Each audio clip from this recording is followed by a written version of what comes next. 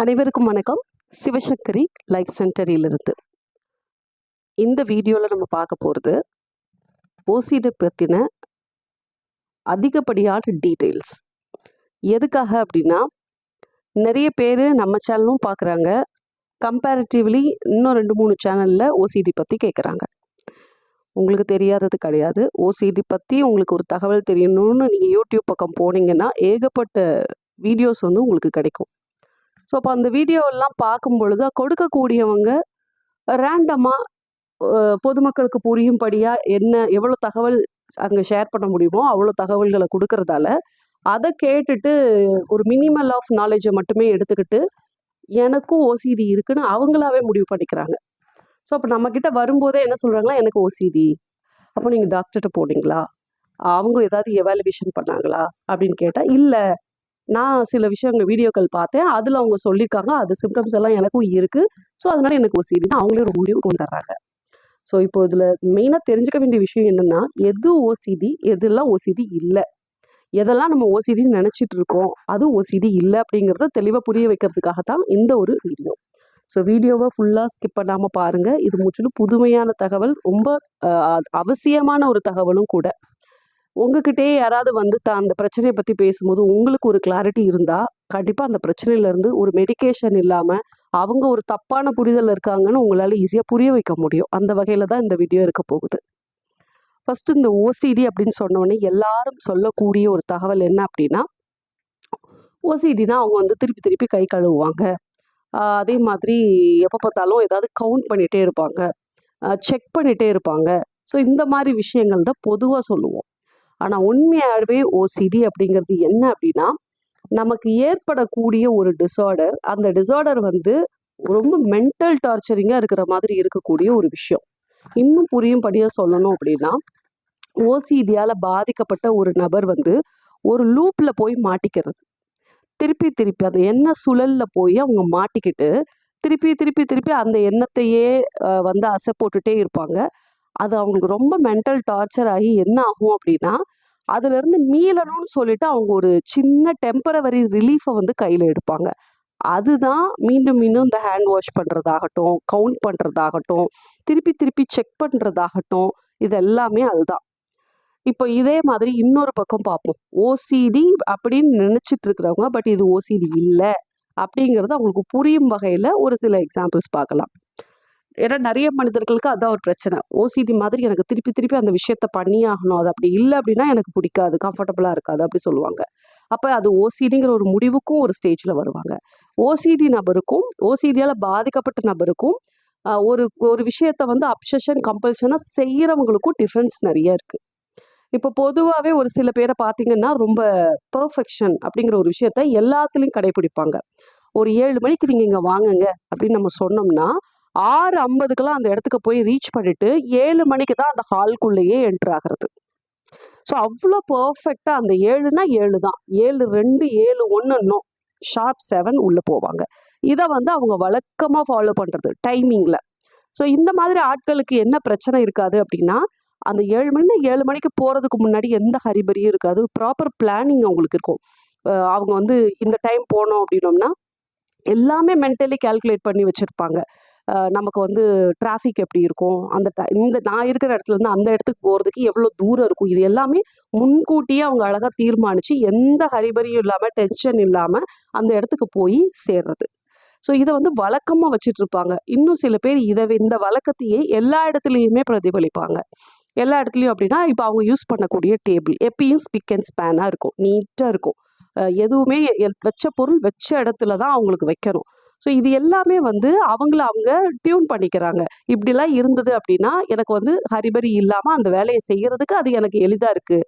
So வச்ச பொருள் வச்ச இடத்துல இருந்தால் நான் தேட வேண்டிய அவசியம் கிடையாது. ஸோ இதெல்லாமே அவங்க அவங்கள க்ரூம் பண்ணிக்கிறாங்க.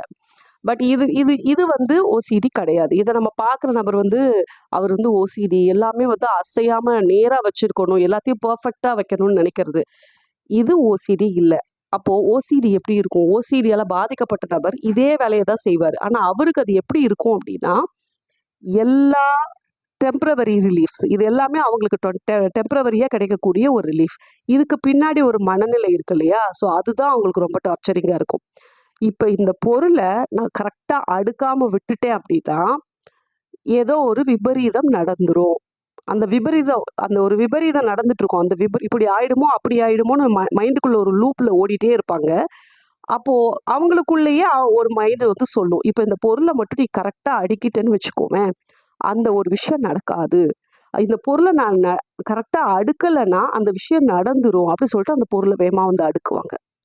ஸோ இப்படி தனக்கு நடக்கக்கூடிய எல்லா பிரச்சனைக்கும் பின்னாடியும் ஒரு டார்கெட் வச்சு வச்சு அவங்க பண்றது. இதை நான் செய்யலைன்னா எனக்கு இது நடந்துரும். இப்போ ஒரு இடத்துல வந்து இது ஒரு கிளைண்ட் நம்மக்கிட்ட ஷேர் பண்ணது. எங்கேயாவது போய் அவங்க உட்காந்தாங்கன்னா அவங்களுக்கு கொடுக்கப்பட்ட ஸ்பேஸ்ல வந்து ரொம்ப கம்ஃபர்டபுளா சாஞ்செல்லாம் அவங்க உட்கார மாட்டாங்க. கொஞ்சம் கொஞ்சமா நகர்ந்து ரொம்ப அந்த விஷயத்த வந்து மேக் ஷுர் பண்ணிட்டு தான் அவங்க அதுக்குள்ளேயே கம்ஃபர்டபுள் ஆவாங்க. அவ்வளோ அவ்வளோ விஷயம் வந்து அவங்க ஸ்டெப் எடுப்பாங்க. கண்ணால அவ்வளோ விஷயத்த அளப்பாங்க. அவங்களுக்கு எல்லாம் ஓகே தோணுனா மட்டும்தான் அதுல வந்து அவங்க சாஞ்சு உட்கார்ந்த மாதிரி காட்டிப்பாங்க. காரணம் என்ன அப்படின்னா, அதுல அவங்க பார்க்கும்போதே ஒரு சின்ன வெப் எங்கேயாவது ஒட்டிடுச்சுன்னா, அந்த நூலு பட சொல்லுவோம் இல்லையா? அது மாதிரி வெப் எங்கேயாவது ஒட்டிட்டு இருந்ததுன்னா, அத பார்த்தா அவங்களுக்கு தோணுமா, அந்த வெப் வந்து அவங்க வாய்க்குள்ள இருக்கிற மாரி ஒரு ஃபீல் ஆகுமா. இம்மீடியட்டா அந்த வெப்ப வந்து கிளீன் பண்ணியே ஆகணும். இல்லன்னா அந்த இடத்த விட்டு அவங்க போயே ஆகணும்.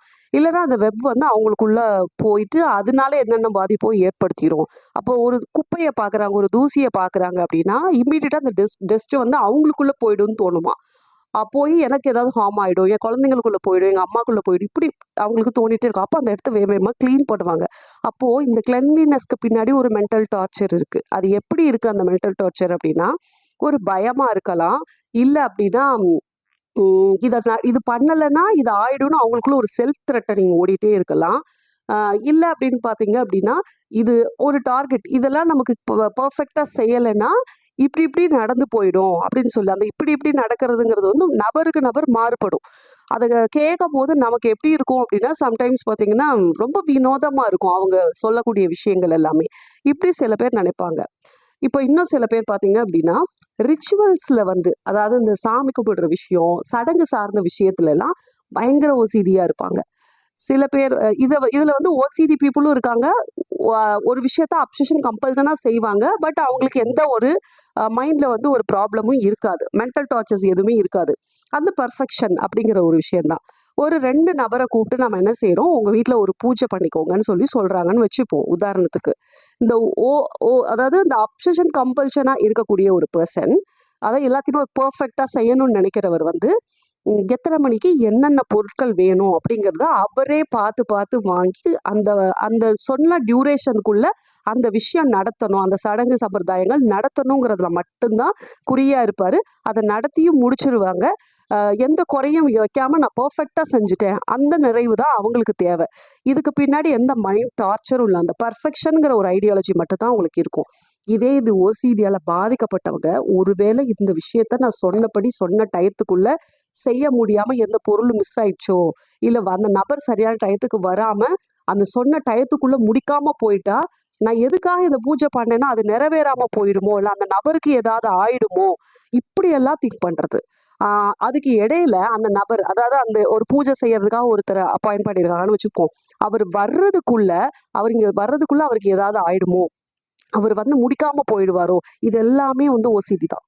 ஸோ ரெக்கரண்டா அந்த தாட்டுக்குள்ள மாட்டிக்கிட்டு, இப்படி ஆயிடுமோ, அப்படி ஆயிடுமோ, அவர் வர்றதுக்குள்ள இவங்க ஒரு டார்கெட் ஃபிக்ஸ் பண்ணுவாங்க.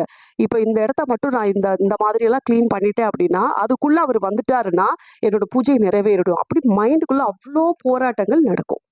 ஸோ இது ஓசிடி. நிறைய புரிஞ்சுக்கோங்க. நீங்க ஒரு விஷயத்த பெர்ஃபெக்ட்டா பண்றீங்க.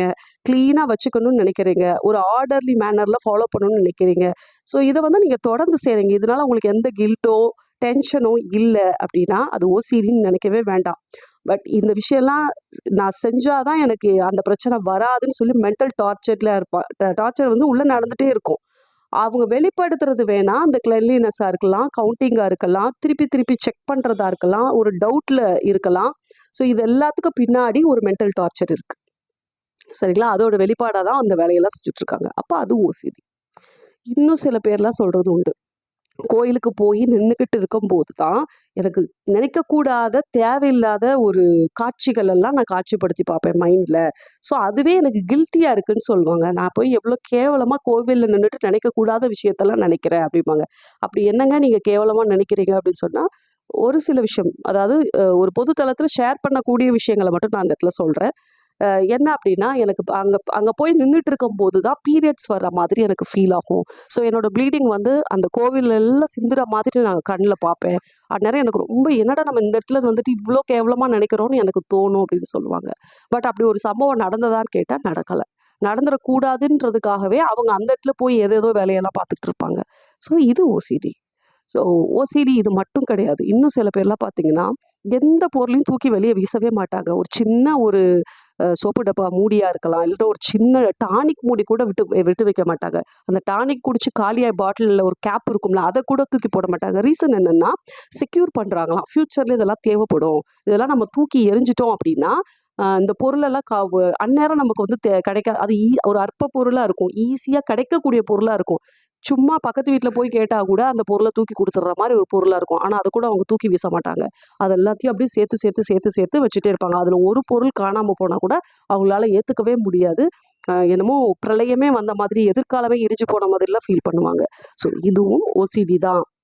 அதனால எது ஓசிடி, எது ஓசிடி இல்லங்கிற தெளிவுக்கு நாம வரணும். இல்ல அப்படின்னா, நம்ம சாதாரணமா செய்யற ஒரு விஷயம் கூட நமக்கு இதுவா இருக்குமோ அப்படின்னு தான். இப்ப நெறைய பேர் நம்ம வந்து ஒரு 2, 3 சிம்ப்டம் வந்த உடனே வேகமா போய் நெட்ல நெறைய விஷயத்த படிச்சுட்டு, இந்த சிம்ப்டம்ஸ் எல்லாம் நமக்கு இருக்கா? அப்ப இந்த டிசீஸ் நமக்கு வந்தது நம்மளே அப்பப்போ தற்காலிக டாக்டரா மாறிடுவோம் இல்லையா?